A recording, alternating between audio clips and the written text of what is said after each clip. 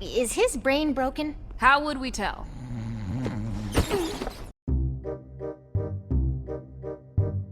This is a disaster. Finally, I have managed to watch MEGAMIND, the TV show, episode 4, all the way up to 8. As you can tell, I have suffered.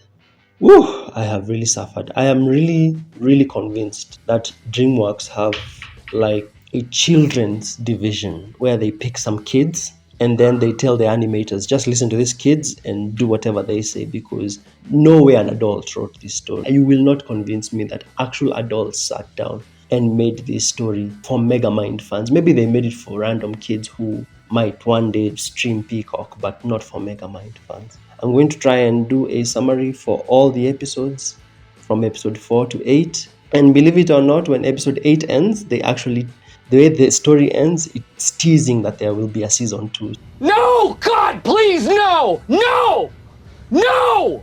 Anyway, let's start with episode 4, one of the most annoying episodes in this thing. Somehow it gets worse. I don't understand how. Somehow it gets worse. In episode 4, Mia Ritchie, the chick, the one who used to be the reporter, she gets threatened by Lady Doppler, the lady who can control the weather. Like, she's like Storm from X-Men, that chick. So Lady Doppler basically does a broadcast saying that she's coming for Roxanne Ritchie, and they have a beef because I think even in the movie it's mentioned that Lady Doppler lost her weather reporting job because of Roxanne Ritchie. So Megamind's brilliant idea to protect her is, you remember his watch that can make him look like someone else? He has like a new version of the watch which allows him to do like a Freaky Friday with someone. Freaky Friday is basically where you switch bodies, right? So basically Megamind becomes Roxanne Ritchie and Roxanne Ritchie becomes Megamind. Now Megamind, as Roxanne Ritchie begins doing Mayor stuff, and oh boy, it's some of the most annoying television you've watched. You watch him answer calls, you watch him as Mayor saying yes to things that Roxanne Ritchie had said no to, which includes apparently someone wanted a huge snow globe put on the road on the tarmac for some reason. And then Roxanne Ritchie had strict parking regulations. Megamind just undoes all of them. The episode is just a nuisance. You watch it and you feel like pulling your hair out. I don't even understand. Roxanne Ritchie now as Megamind. Megamind is told to go give an award to that small girl because she helped in fighting the Doom Syndicate or something. This girl is smart, so she's able to tell that this is not really Megamind, it's Roxanne Ritchie as Megamind. Apparently, they have to go and stop a purse snatcher or something. Oh my God, the plot is so bad. They have to go stop a purse snatcher. They run after him. Remember, this is Roxanne Ritchie now as Megamind. They've switched bodies, right? So Megamind begins shooting the gun wrongly, and as he's trying to stop crime, there's this annoying song that keeps playing throughout the entire episode.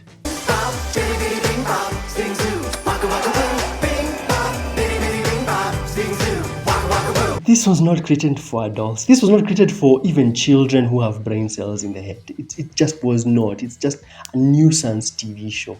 Lady Doppler, the chick who's like Storm from X-Men, finally comes for Roxanne Ritchie. Remember, Roxanne Ritchie is Megamind. They've switched bodies, right? So Lady Doppler goes for the mayor as she's giving a speech. Megamind goes to stop her. Remember I mentioned that there's a huge snow globe on the road. He uses it to stop her by trapping her inside, and yeah, the episode comes to an end and they play that annoying song over and over again.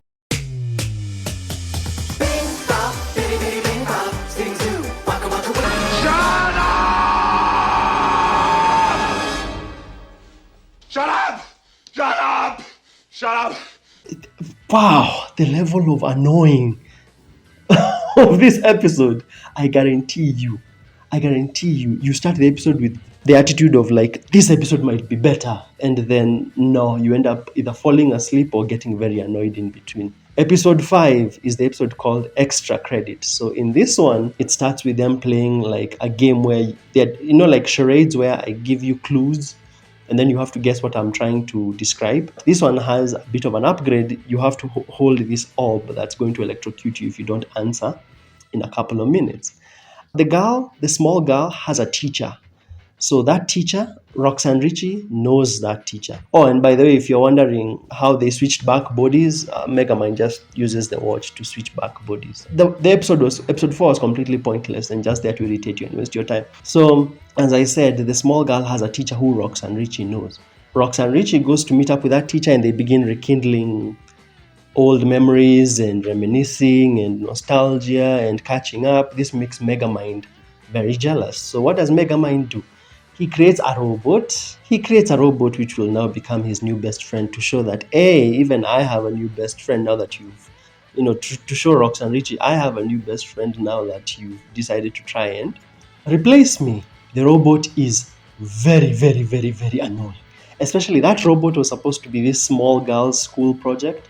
So the school girl manages to track down this robot and tells Megamind, hey, that's supposed to be the robot for my school project. So Megamind is like, fine, you can have it. So this robot begins feeling rejected and like, oh, Megamind has rejected me as his best friend.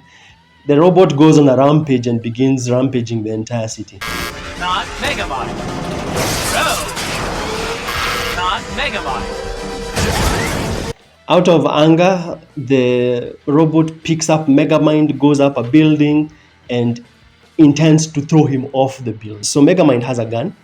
You've seen it many times in the movie. So you remember that orb that electrocutes you if you don't answer a question quickly? They throw it up to Megamind as he's being carried up the building, and it electrocutes the robot, making him relax. And then as he's coming down, Roxanne Ritchie uses Megamind's gun, which had fallen from up there, to slow down their fall. And so finally the girl manages to take the robot to school. She's not the only one who came with a robot for the project. So this new robot meets Megamind's robot, and the robot now has a new friend, so he lets go of being clingy towards Megamind, and that's how the episode ends.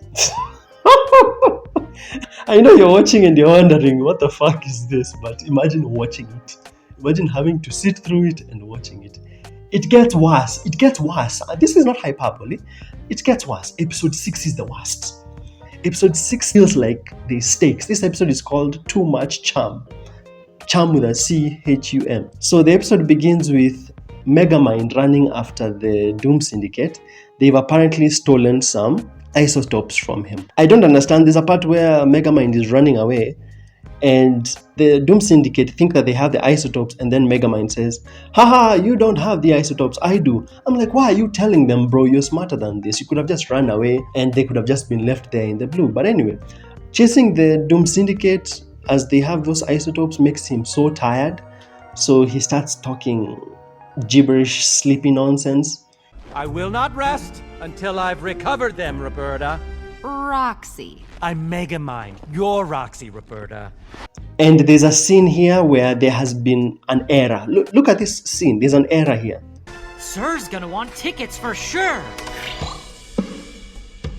I love this song! Charm is talking to the screen, and then suddenly this weird scene where Megamind just pops up. It was an animation error. Like, this episode was made with zero fucks given. I'm here to tell you right now, we don't care. Let me tell you something. We don't care. Jerry. So apparently there's supposed to be like a rock concert happening. So Charm wants to get this rock concert tickets, and he's like, well, I can't go for the tickets and then leave Megamind here all sleepy. So what does Charm decide to do? He decides to clone himself. And my god, this is one of the most disorienting episodes. Having multiple charms was one of the most painful things I had to endure. This is one of episode 3 and episode 6 are some of the most annoying pieces of television I've had to see through this entire year. The episode became so irritating, so disorienting to watch. And I know someone might be wondering, well, if you hated it so much, why were you watching it? Because this channel is about watching this garbage show so that you don't have to. So make sure to smash like and subscribe. In the end, Megamind, while he's in his lair, he sees the rock dude from the Doom Syndicate. He begins attacking the town. So Megamind goes to save the city. And remember, Megamind is in this sleepy state. So yeah, he ends up sleeping on the road. And this is what irritates me the most. This is how they massacre my boy. So apparently in this episode, it's revealed that Megamind has a binky, like a pacifier for a baby. So if he wants to sleep, he typically puts it in his mouth. I'm not joking. There's a part where even on the road, he falls asleep. And then Minion, Cham, basically, remember there were multiple versions of him, right? All those multiple versions, so the real Cham went to get tickets. All the fake Chams, they combine together to form one giant one. And then they go to fight the rock dude. They win. And then the real Cham starts singing a certain rock song. And he commands all the copycats of him, the duplicates, to go into the ocean and then, drown themselves and never come back. Some crap like that. If you think I'm lying, go watch the show for yourself. Now, in episode 6, they show Machiavellian, who throughout this entire show, this entire series, has just been making cameos. He hasn't done anything decent. You finally get to see him, and he talks about how he needs that binky. That binky that I just mentioned, it's important to his plan. Now, episode 7 is actually the bearable episode. I feel like episode 7 and 8 were the episodes that were written by adults. The rest was just filler for children. So in episode 7, this is actually the bearable episode. This is actually the episode where we finally get to see what Machiavellian's plan was. This episode is titled A Cake for Keiko because it's her birthday. So most of this episode, Megamind spends it trying to bake a cake. There are some funny jokes in there. No, not you, chum. Oh, give me a break. A cardboard cutout of a cake. I'm not gonna lie, there's some funny jokes in there. Now, in the movie Megamind 2, Megamind had promised Keiko that, hey, I'm going to teach you how to become a hero or to fight crime or something. I'll train you to be a crime fighter. You have my word. And Megamind says no. So what does Keiko do? She steals Megamind's watch, the one that can make you look like anyone, and she transforms to herself to look like Dark Knight, that dude from the Doom Syndicate. Apparently, he had the real Night dude had been taken to prison. So this small girl Keiko transforms herself into Night dude. When she goes to the Doom Syndicate are like, where are our sandwiches? Fake Night is like, what do you mean our sandwiches? Apparently, if you're arrested and you burst out of jail, you have to come back with sandwiches. The entire episode is literally spent with Megamind just learning how to bake a cake. That's all he does in this episode. So most of the episode is focused on this little girl as she's trying to learn the plans of the Doom Syndicate. Apparently, while she's talking to them, and nobody in this crew knows how to type. So since this little girl knows how to type, she types as Night guy, and everyone is like, oh, Night can finally type. Then the real Night shows up. So now they're trying to guess who's the real one, who's the fake one. Machiavellian, I don't even understand how he talks because he's a brain in like a jar or something. Machiavellian is able to see that this little girl has the watch, so he knows that this is the fake Night guy. And they're like, well, instead of doing anything bad to you, you want to be taught how to fight crime or something. I don't remember. Machiavellian says, if you want to join us, girl says that she wants to be taught by Machiavellian. If you want to join us, you have to show us that you've changed your loyalties. You're no longer loyal to Megamind. So Machiavellian says you have to go and steal the binky for us.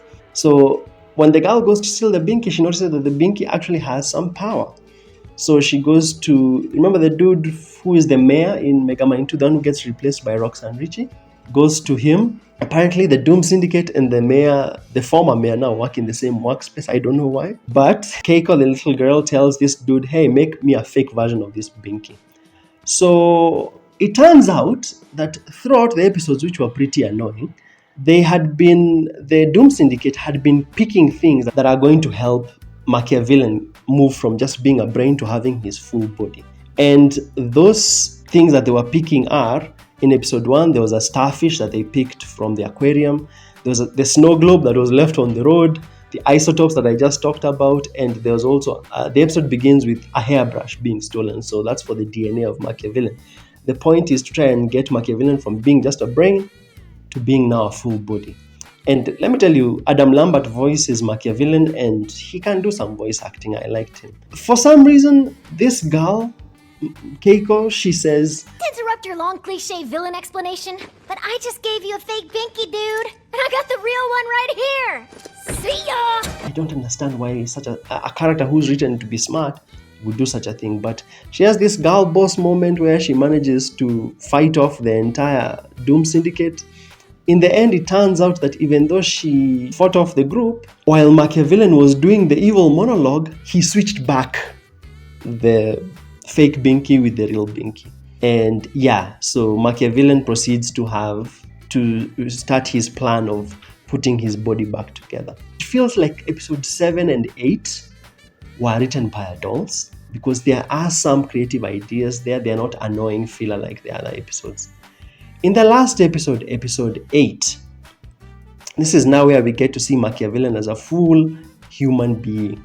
Also, he likes rock music, so it's like the episode tries to insinuate that Megamind learned rock music from this dude. He's his mentor, even though in the original movie, Megamind learned how to be evil in prison. He didn't have like a mentor, but Megamind 2 and this series just retcon the whole of Megamind's story.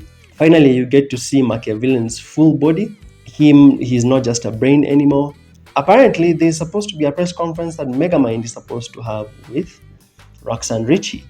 Before he goes for that press conference thing, Machiavellian pops up on Megamind's screen, tells him that I'm going to put you through 3 trials, and if you pass them, you might save the city. The episode is actually called Who Wants to Save the City? Something like that. The first clue that Machiavellian gives Megamind is he says the world is your oyster, something like that. The girl is able to know what that means, and it leads them to some observatory with a telescope. And who is there? Peer Pressure, the French dude who can hypnotize you. There's a scene there where he copies himself multiple times. It's sort of like a Doctor Strange type thing. And I was like, this episode is going hard. Like, there are some creative ideas here, but wasted potential. It's like the last 2 episodes were written by someone who had some competence. The other episodes were just filler. And Megamind manages to beat him. The second clue leads them to the power plant where they fight Lady Doppler. And I just can't help but notice the animation, especially like throughout the series, episode 5 to 8, the animation seems to get worse. For example, I noticed that Lady Doppler's dress it never moves. It always stays like in this umbrella shape all the time.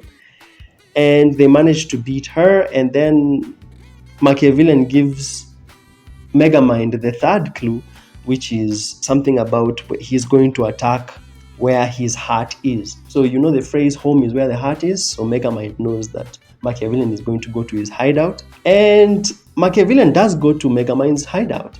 He reprograms the bots that typically fly to attack the city. And as a counter, Megamind decides that the satellite that typically controls the bots, that he's going to destroy it. So while Megamind is trying to destroy the satellite, Machiavellian reprograms the satellite to shoot lasers at a asteroid rock thing, and it starts coming down to the Earth as a comet. I know it doesn't make sense, but yeah, just go with it. Megamind has no idea how to stop this thing from coming down to crash the city. Megamind, early on in the episode, had said that to become the supervillain that he is in the movie, he had to defeat Machiavellian. So there's a backstory here that Megamind tells the little girl that he never really defeated Machiavellian. He defeated him by mistake because he left some gamma oven on while baking something and it burned the house. It's such a silly backstory, I didn't even care. I accidentally left the gamma chamber on while heating a burrito. I came back from an errand to find Machiavellian's entire fortress burned to ashes. Anyway, Machiavellian shows up while everyone is wondering how the asteroid comet thing is going to be stopped. He comes, saves the day, and then he does a press conference where he pins every bad thing that just happened on Megamind. He frames him basically, saying that while he was at the observatory fighting Peer Pressure, he destroyed the telescope which would have allowed them to see the comet coming. Megamind is the one who destroyed the power plant, and Megamind is the one who set the bots to attack the city. So now that he's been painted as a villain, everyone is like, oh no, Machiavellian is a hero now. Megamind is back to being a villain. And then Megamind says, not all hope is lost. We should go find Metro Man. And that is the end of the season 1.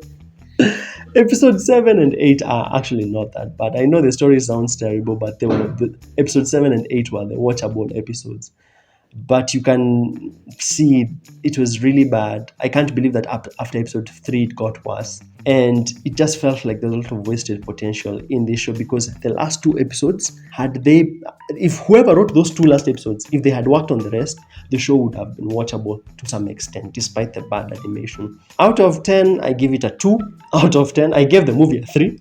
I gave Megamind 2 a 3, but I give the show a 2.